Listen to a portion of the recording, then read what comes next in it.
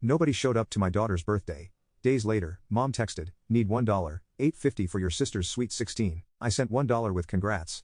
Then changed the locks, then cops came, part 2, details attached. I nearly dropped my phone, sweet 16. Savannah is 26 years old. Mom means sweet 26, Lacey clarifies in the next message. Theme is second chance at sweet 16 since her real one was at the VFW Hall. My fingers tremble as I open the attached PDF. There, printed in glossy color, is a sponsorship page. With my LinkedIn profile picture, prominently displayed under platinum sponsor, Maya Allen. What the? I bite back the word, aware of Ma's small footsteps padding down the hall. Another text arrives from Lacey. Maya, you're the accountant. Just handle the deposit. Deadline this weekend, not a request, a command. Mom, Mila appears in the doorway, Lego piece in hand. Can you help me with the spaceship? In a minute, sweetheart. My voice sounds strange, distant even to my own ears. I watch her shuffle back to her room, shoulders slumped in that way that's becoming too familiar. Just like at her birthday party. Just like every time my family makes promises they never keep. After Ma's door clicks shut, I sit at the kitchen table and open my banking app. The balance stares back at me, $4, $213.47. Every penny earmarked for Ma's braces next month. On the counter sits the stack of medical bills from when she broke her arm 2 years ago. Insurance covered most of it, but the $1, $200 deductible had cleaned out my emergency fund. I'd sold Grandma Rose's silver ring, the only heirloom I owned, to cover the emergency room visit. Grandma Rose, who taught me to balance a checkbook when I was 10, who'd be horrified to see how her daughter treats her granddaughter. My budget spreadsheet is open on my laptop, color-coded, precise to the penny. Rent $1, $0.25. Utilities $187.32, groceries $420, car payment $31, $5.76. After school care, $240. The margins are thin, but we make it work. Our small 2-bedroom isn't much, but I've made it a home, clean, cared for, safe. I scroll through old Venmo requests from my family. Last month, $650 for Savannah's salon, emergency. Month before, $420 for mother's new patio. Furniture. Christmas $840 for family gifts. None repaid. None even acknowledged beyond a quick thanks sis text. My mother Eleanor has perfected the art of financial manipulation. She wields guilt like a credit card. With no limit. After all, I sacrificed raising you girls alone. She'll say, conveniently forgetting it was her constant spending that drove Dad away. Savannah, my youngest sister at 26, runs a salon that hemorrhages money faster than she can highlight hair. Every crisis is an emergency, requiring immediate funds. Every loan is just until next month, but somehow next month never comes. Then there's Lacey, 24. Opportunistic, and drowning in credit card debt from online shopping sprees she can't afford. Somehow her financial problems always become my financial solutions. The doorbell rings, startling me out of my thoughts. I've got it. Mila calls, running to answer before I can stop her. I hear Aunt Carol's warm voice in the entryway. Hello, sunshine, is your mom home? Carol steps into the kitchen, arms loaded with a casserole dish, her eyes narrow at my expression. What happened? She asks, setting down the food. I wordlessly turn my phone toward her. She reads the message, her mouth tightening into a thin line. They've got some nerve, she mutters, sinking into a chair beside me. After missing her birthday, no, they had brunch instead, I say flatly. I saw the Instagram post. Carol reaches across the table and squeezes my hand. Your mother has always been like this, even when we were kids, but you don't have to keep playing along. A knock at the back door interrupts us. Mrs. Wilson, my 71-year-old neighbor, waves through the window. I gesture her in. Brought you some banana bread, she says, then stops reading the room. Bad time, family drama, Carol explains. Mrs. Wilson nods knowingly. She's been bringing me casseroles since Mila was born, offering wisdom without judgment. She saw how often I took time off work when family emergencies struck. Witnessed the parade of relatives asking for favors but never returning them. Your coworker James called. Mrs. Wilson says something about covering your shift tomorrow if you need it. Said to tell you he's returning the favor. James always willing to swap shifts when mother demands my presence for some crisis. One of the few people who actually reciprocates. Mommy. Mila stands in the doorway clutching a piece of paper. Can I hang this on the fridge? It's a school drawing labeled my family.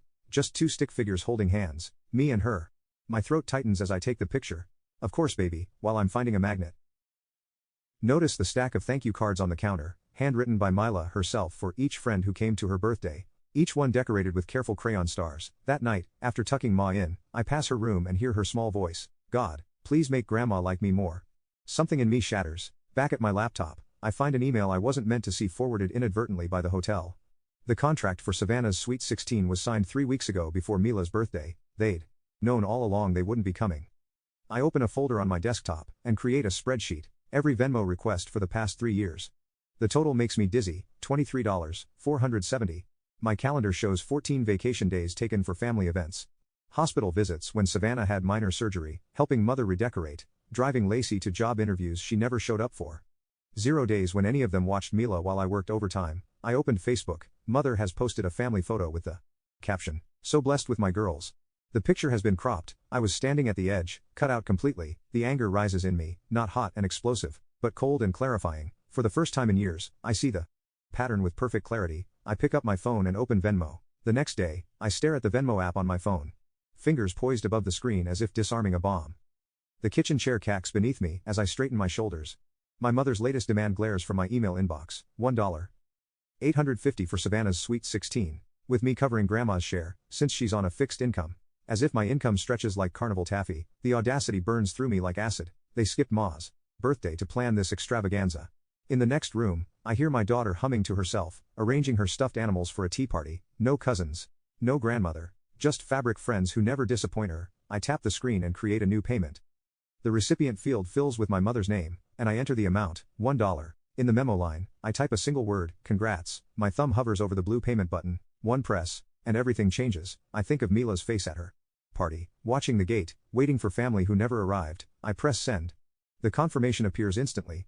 I take a screenshot and save it to a new folder on my phone labeled boundaries. My lungs expand fully for what feels like the first time in years. The kitchen walls seem to widen around me. Mom, can we have spaghetti tonight? Mila calls from the living room. Absolutely. I answer, my voice steadier than it's been in months. By noon, I've made 3 phone calls that should have happened years ago. The locksmith arrives at 2:15. A stocky man named Frank, who whistles through his teeth as he replaces both front and back locks.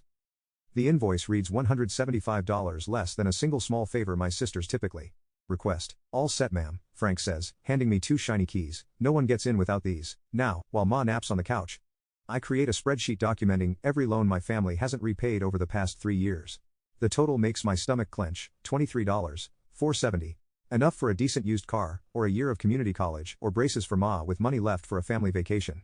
My phone buzzes incessantly throughout the afternoon. I silence it after the 20th text. Instead, I draft an email to the hotel hosting Savannah's event, attaching screenshots of correspondence, proving I never authorized using my name or business credentials as a platinum sponsor. The hotel manager responds within an hour, apologizing for the confusion, and confirming my name will be removed immediately.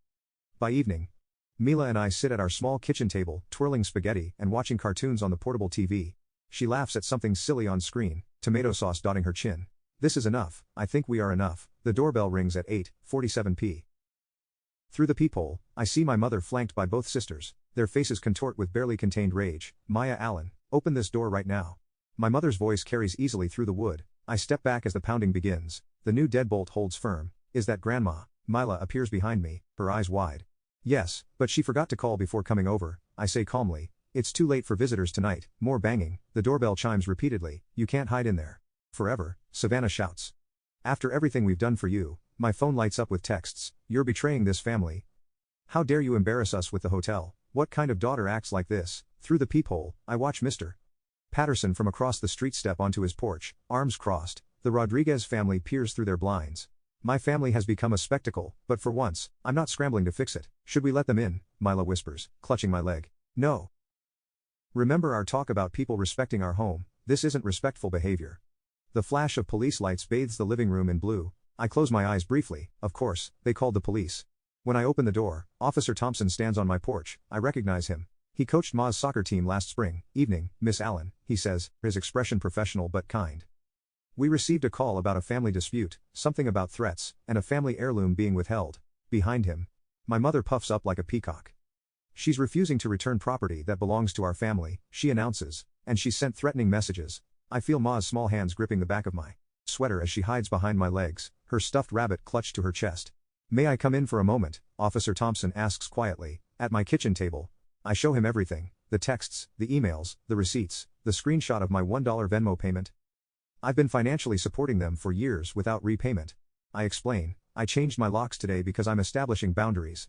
There are no heirlooms, no threats, just me saying no for the first time. Officer Thompson reviews the evidence, his eyebrows rising occasionally. When he finishes, he leans back in the chair. They're used to you taking care of everything, he says. Now you're changing the rules. That's always hard for people to accept. He returns to the porch where my family waits, their certainty visibly diminishing as he speaks to them. Minutes later, they retreat to their cars. my mother's finger jabbing in my direction before they drive away. After checking the locks twice, I find Mila sitting on her bed, small legs dangling over the edge.